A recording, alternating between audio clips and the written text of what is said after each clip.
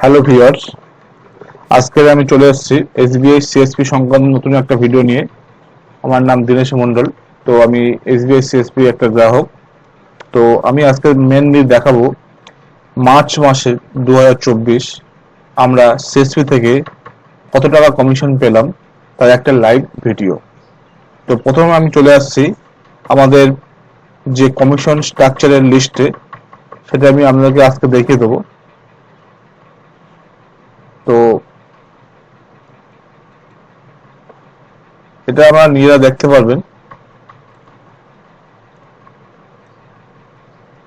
এখানে যা যা কমিশন আমি পেয়েছি তার একটা লাইভ প্রুফ।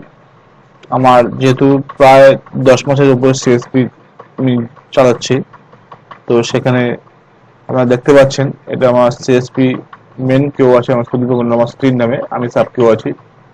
তো এখানে পিএমএসবিআই আমি করেছিলাম 21টা, তার জন্য আমাকে 15টা টাকা দেওয়া হয়েছিল। তারপরে রুরাল কমিশন 1400 টাকা। তারপরে ডিএসএ প্রায়োরিটি যে ইনসেন্টিভ আছে সেখানে আমি পেয়েছিলাম 840 টাকা এভারেজ ব্যালেন্স মেনটেন করলে যে টাকাটা পাওয়া যায়। তারপরে এইপিএস উইথড্রল করেছিলাম 349 টাকার জন্য 2953 টাকা আমি পেয়েছিলাম। ডেবিট কার্ড অনার্স যে ট্রানজাকশন করেছিলাম 27টা করেছিলাম, 227 টাকা আমি পেয়েছিলাম। এবং এগুলো দেখতে পাচ্ছেন মিনি স্টেটমেন্ট দুটো করেছিলাম। পিএম জেজেবিআই 12টা করেছিলাম, তার জন্য 63 টাকা দেওয়া ছিল। তো এখানে অনেক আছে, হারঘর সুরক্ষা ক্যাম্পেইন, এটা ক্যাম্পেইন চলছিল, সেই ক্যাম্পেইনে 28টা আমি অ্যাকাউন্ট ওপেনিং করেছিলাম, তাই জন্য 294 টাকা পেয়েছিলাম। তো মেনলি দেখাচ্ছি আমি এখানে 222টা আমি ডিপোজিট করেছিলাম, উইথড্রল করেছিলাম, 1957 টাকা দেওয়া হয়েছিল। তারপরে এপিএস অ্যাকোয়ার উইথড্রল 296 টাকা, আমি 296টা আমি ট্রানজেকশন করেছিলাম, তাই জন্য 2340 টাকা আমাকে দেওয়া হয়েছিল। তো এগুলো আমার দেখতে পাচ্ছেন প্রায় প্রত্যেক কমিশন মোটামুটি সব ঠিকঠাক আছে।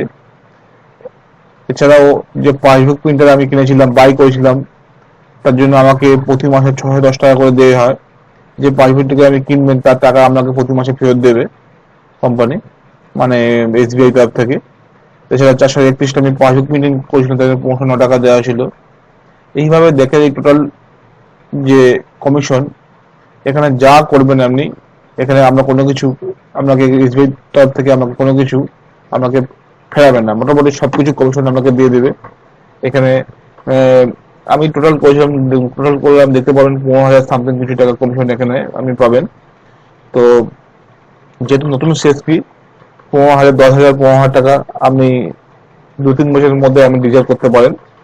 আপনি মিনিমাম 5 থেকে 7 বছর পর এটা 35-40 হাজার টাকা উপরে চলে যায়। তো এবার আপনাদের কাজের উপর ডিপেন্ড করছে আপনি কেমন কাজ করবেন, কেমন কাস্টমারকে পরিষেবা দেবেন তার উপর। তো আমি আশা করবো আপনারা এসবিআই সিএসপি নিয়ে কাজ করুন, এসবিআই সিএসপি নেওয়ার চেষ্টা করুন। মোটামুটি ভালো ইনকাম আমরা আর্ন করতে পারবেন আমার যেটা মনে হয়। তো একটু কষ্ট আছে, কারণ সেগুলো প্রত্যেকটা সিএসপি থাকে, সোশ্যাল সিকিউরিটি যেটা মেনলি প্রবলেম। তো সেগুলো কাস্টমারকে বুঝিয়ে আপনাদেরকে করাতে হবে। এই বলে আমি আমার ভিডিওটা শেষ করছি। ভিডিওটা ভালো লাগলে কাইন্ডলি লাইক এবং সাবস্ক্রাইব করে দেবেন। ধন্যবাদ।